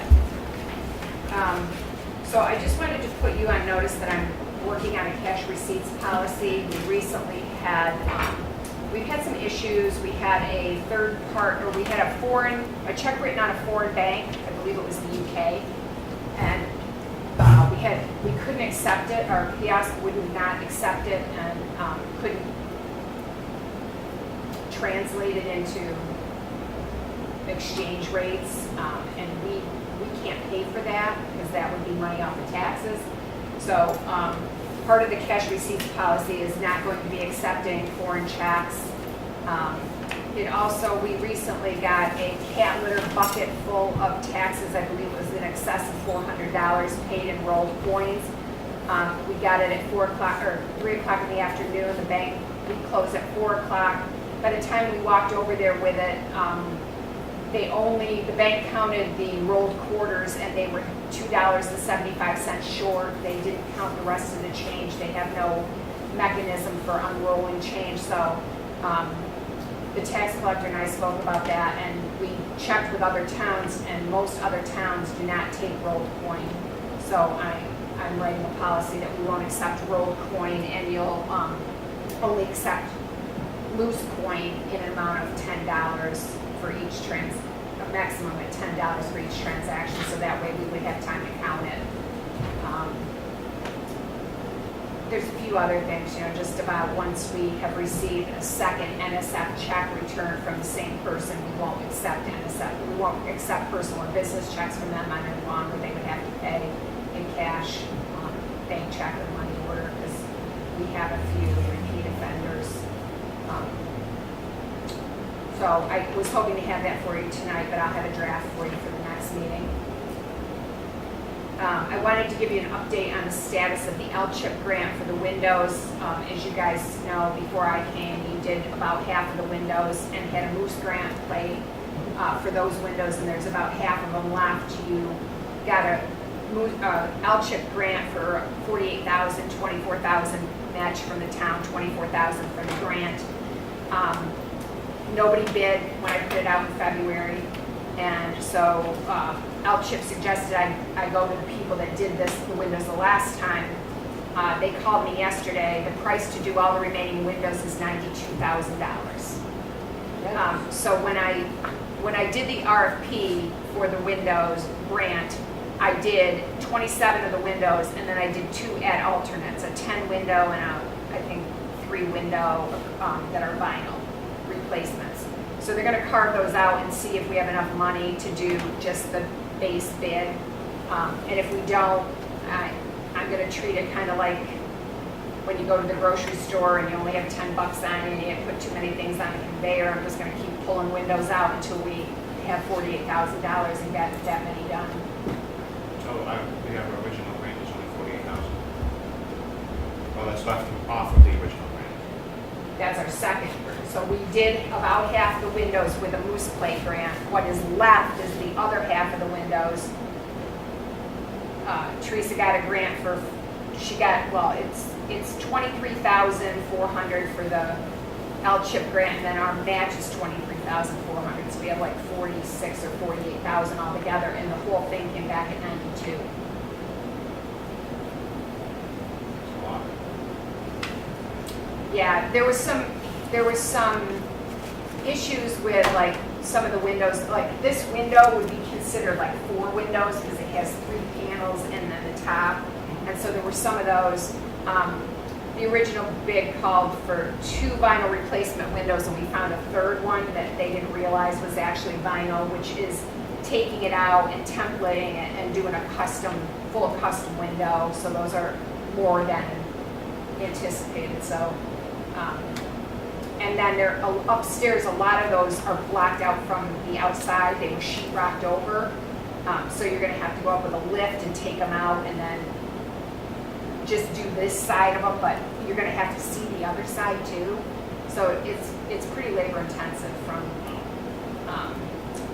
so I should have a quote from him by the next meeting as well, and hopefully we'll be able to at least move forward. And then my idea would be to see what we have left, get a quote from him and put that in next year's budget, and start chipping away at the rest of the windows so that eventually we have 100% of the windows done. I have a time off request for me. I'd like to take the first full week of August off. I've been taking a week of vacation since last December. Motion to approve? So moved. Second. All in favor? Aye. And then, Motion to allow the chairman to sign this? It doesn't involve you. So moved. Sure. Yeah, second. All in favor? Aye.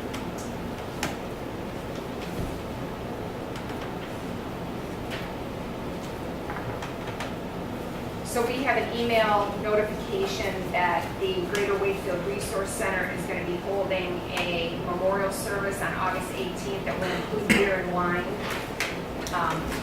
The way our contract with them reads is that they're supposed to get the permission of the Board of Selectmen, and this is more of a notification. So I would just want to make sure that they're making sure the person has Correct a liability. certificate of insurance. Yeah. And who's going to be serving beer and wine? I don't know. You know how I feel about this. I've never worked in a town that allowed alcohol in their buildings, so I think that this brings up a good kind of point of. I know you have a policy of allowing it, and I don't have any issue with you allowing it, but I think that it should be. I think we should have an application form so we know who is the person that is renting the building, that we know who is responsible if something happens, that they are getting a certificate of insurance, that we know if there's an emergency, who the contact person is. I mean, this is... We should be listed as additional insured on a specific Right. basis.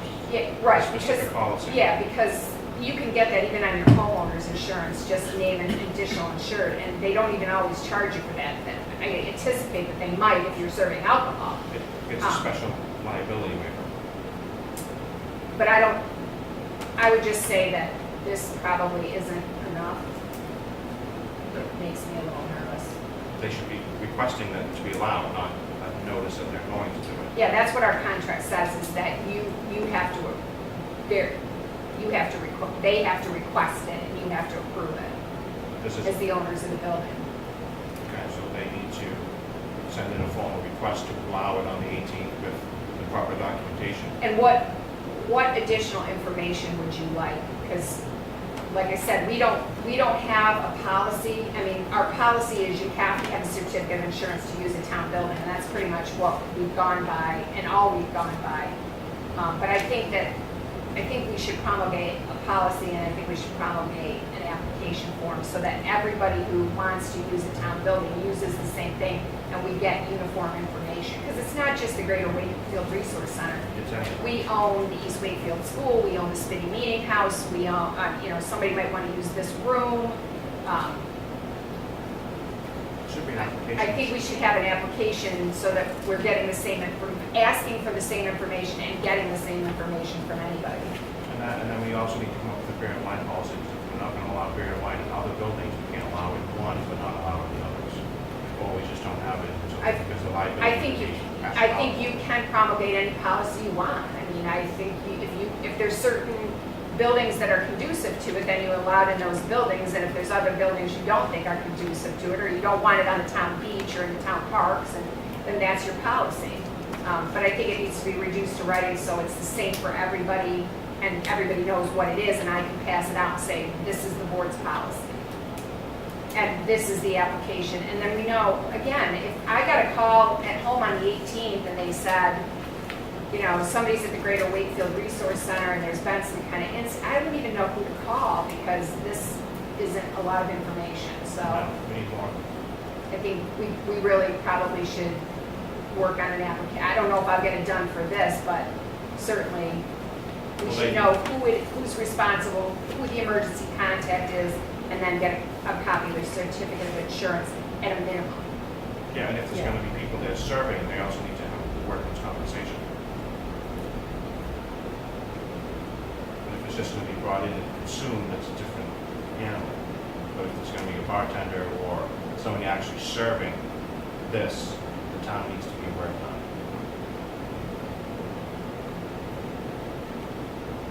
Because I don't know what Primex's policy is on that. And I highly doubt that they might stamp their feet a little bit if we do allow it.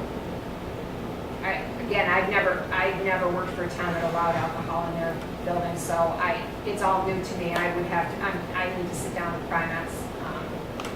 And obviously that would be something that had to be done before we promulgated the policy, because we don't want to run afoul of our own insurance company. Right. Because it only takes one. I'll get a little more information and then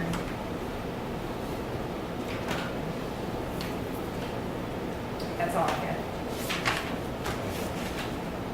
Anything new on Pond Road? Did they get forward to the police department? The police department and the fire department have both been out there. No, I thought we were gonna forward it to them so they could investigate it. Oh, I did call. I think I emailed John, but I don't know if they can share an investigation. I didn't know if they were. Yeah, nobody has, let me check on that, because I did forward it to him, but I'm not sure if I'll get an update if they don't find anything out, but I will make sure that they're moving it forward either way. And I also should probably just let you know, Ames Park, we have a swim beach out there, and we've had problems from time to time in the summer with people putting their boats on our beach. And Wayne has been good about putting up a swim line and trying to keep the boats outside of the swimming area. No. Ames off Bonnyman, the little park on Bonnyman, right above Mr. Moody, or below Mr. Moody. Okay. And today I sent the police department out there because they beached boats on there again. Wayne called me. He has pictures of basically people who don't have moorings or docks are using the town's public beach as a place to beach their boats and access them through our park. Last year we had problems because somebody took their boat trailer and backed down right through the park over the stairs and put their boat in the water on our beach. So we fixed all that damage and put up appropriate signs. But now they're using our beach as their mooring, and so I sent the police out there to give them a warning. Please ask them to stop, because if anybody ever does swim out there, first of all, it's gross to swim where boats have been moored and Dangerous.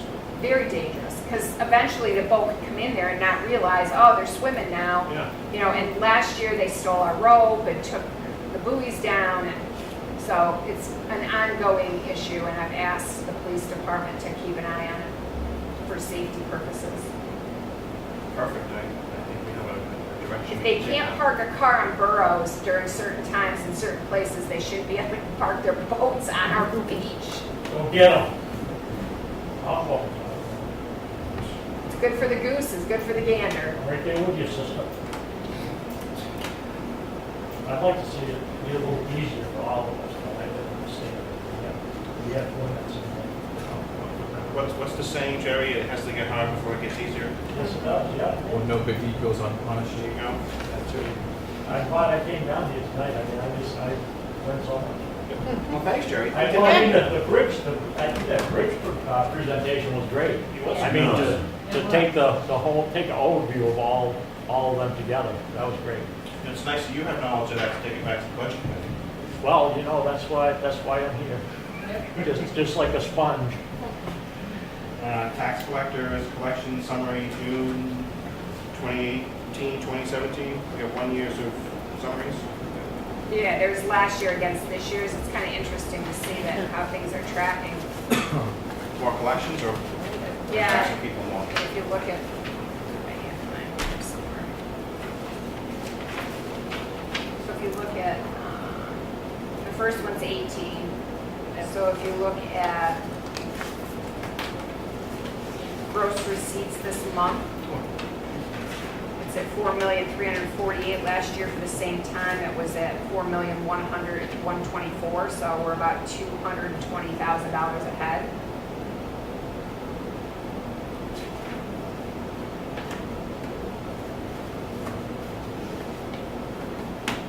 Do we have an outstanding line on these? I don't see the,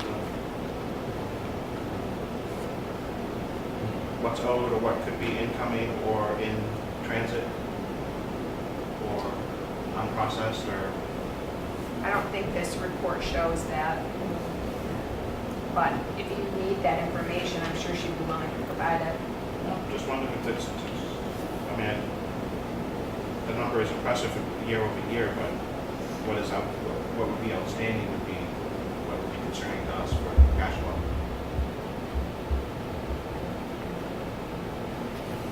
Just a Everything, question. the school's in here and everything too, so. Oh,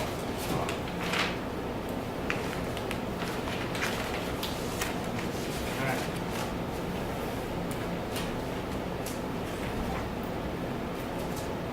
We also have an unassigned balance in here too, or is that unassigned for? I think those might be credits, they haven't been assigned yet, so when, you remember last year when they were talking about maybe paying your taxes ahead, you might get, so a lot of people did that. So if you look at it this year, there's 129,000 unassigned, and last year was only 19, so that's credits that haven't been applied yet, I believe. Would that fall under the veterans credit too? Would it fall under what? The veterans credit? Oh, no. Yes, it's just a stamp that they just straight deduction before the bill goes out. What do we have to account for that? No, it's shown on their bill. It's already in the it's already deducted out of the warrant.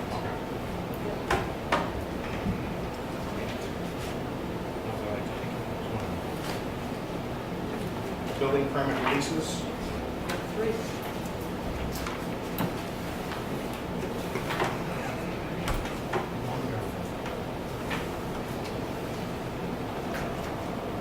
Stands. Bow Drive. Motion to release. So moved. Second? All in favor? Aye.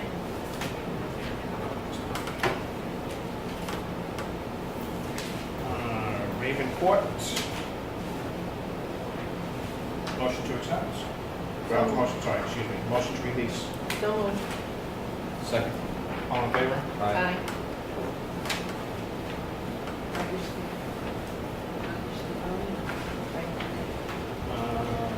240 Camp Road. Motion to release. So moved. Second. Second. All in favor? Aye. While you're signing, you put in your manifest, we did get a petition and a full license. If we want to consider that. Wonderful. Wonderful.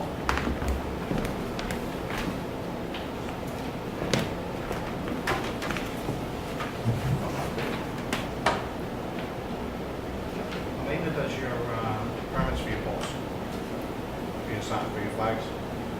Huh? This lady does your, Elena Bailey does your permits for your flag poles. Flags and things, Oh, the in one. case you In case you want to take that name down. My banners, Yeah, your banners. as long as you keep signing poll licenses, she'll keep signing my banner license, I guess. You will.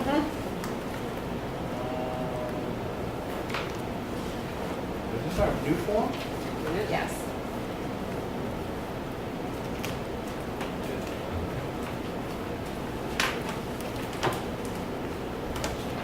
Should be 3 copies. It's 3 copies of the same. Yes. Yep.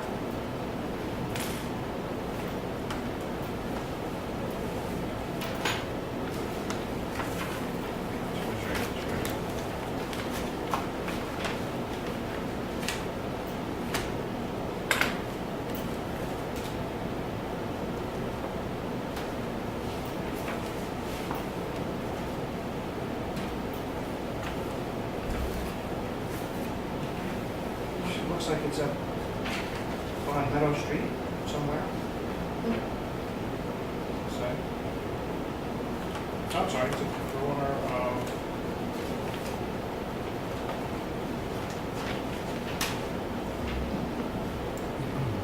Forest Street.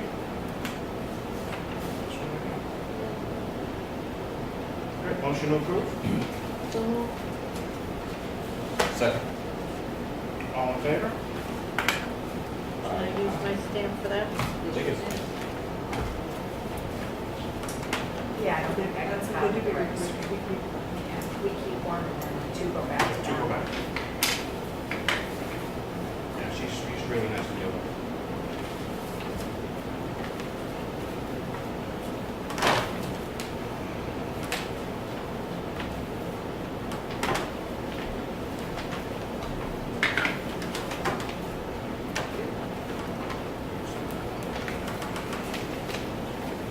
Cover letter, envelope, and paper clip.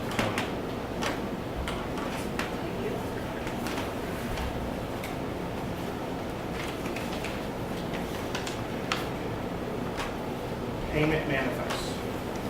Oh, you're not gonna like this. I know, it's all right. I saw it already. Yes. Me.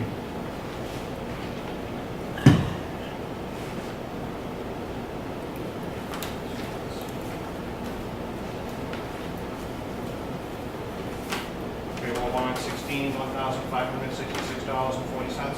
Motion to approve. So moved. Second. All in favor? Aye. Treasurer's warrant number 30, $5,661.47. Motion to approve. Second. All in favor? Aye.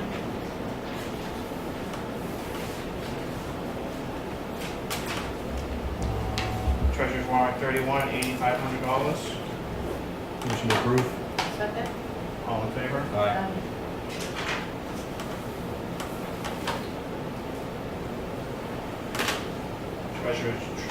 Treasurer's warrant 32, $375. Motion to approve. Second. All in favor? Aye. My favorite. All right. Now we My go. favorite. $793,082.59. Motion to approve. Second. All in favor? Aye. We gotta pay our bills. Hey, everybody's. What was that one for? School. 793,000.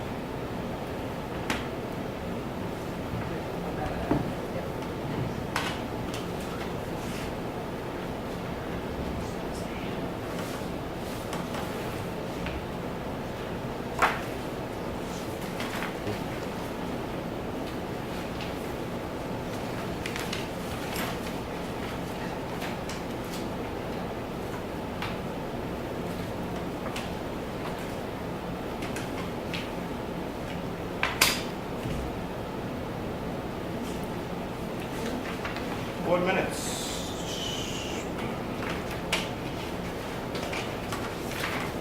Public minutes, June 27th, 2018.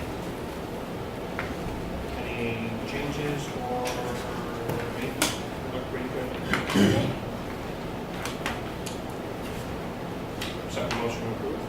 So moved. Second. All in favor? Aye.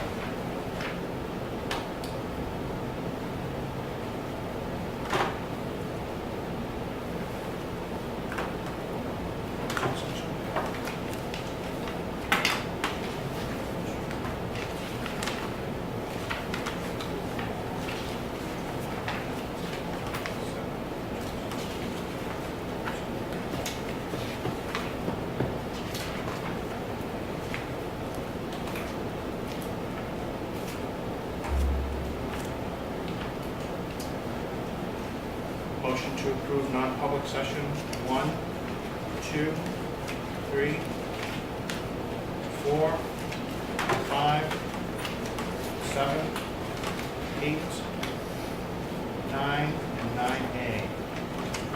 So moved. Second. Any discussion, changes? All in favor? Aye. Aye.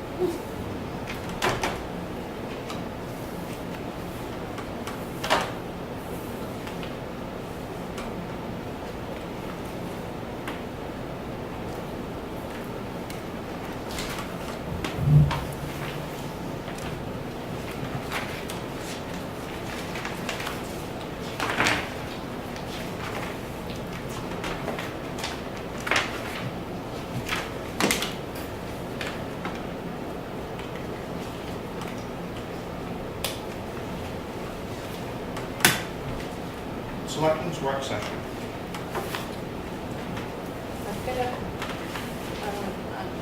something to report from the Heritage Commission, and I forgot to get from Pam the name, but anyway, there's this band that operates in full regalia on the olden songs and so on and so forth, and they do photo ops at different places. And they had sent the Heritage Commission this photo op of a photo that was taken down to Prescott Park, no, Strawberry Bank, in one of the houses. Town of Portsmouth. Yes. And so they wanted to have some pictures taken at the train station. And we were all in favor of it, but she said, you know, ask the selectmen if they have any questions or whatever. So they're just coming up to take pictures, or they're coming Yeah. up to do a production? No. No And you guys will production. be with them, somebody will be with them. Oh, yeah, probably 3 or 4 people from the Heritage Commission will be there with them, because we will also want to take our own pictures. And because, Okay. you know, Is it's there any cost to you guys for them to come up and do Nope. that, or is it more? no, Good. I just wanted to talk briefly about our roles as selectmen. And selectmen really have no individual powers. And when we're out and about in the public eye, they see us as select people. And we need to be cognizant of that at all times. Things can be misconstrued, taken the wrong way, or cause undue stress or liability to the town. We just want to make sure that we're clear in our relationship to the town and our fiduciary responsibility to the town comes before good deeds. That's all I have to say. Are we supposed to discuss this? It says at the end that it's supposed to be discussed in public.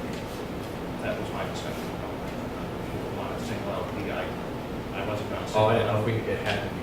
That was my discussion. If you want to go further with it, we can. I just think we've covered it just to covered make it sure very that well. everybody is aware of liability, perception of the public when they're out and about, and putting the town, being cognizant of the town and our ability to be seen in a different light. Because as elected officials, we're always elected officials. We don't have the ability to say we're a private citizen or an employee of the town that we work in. I just want to be clear that going forward, everybody has a good idea of their role.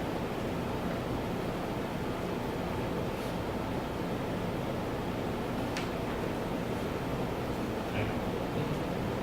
I'll try to behave myself. Yes, you, Connie. Yeah, I'll try. And you've been doing a good job at the planning board meetings, Jim. Yes.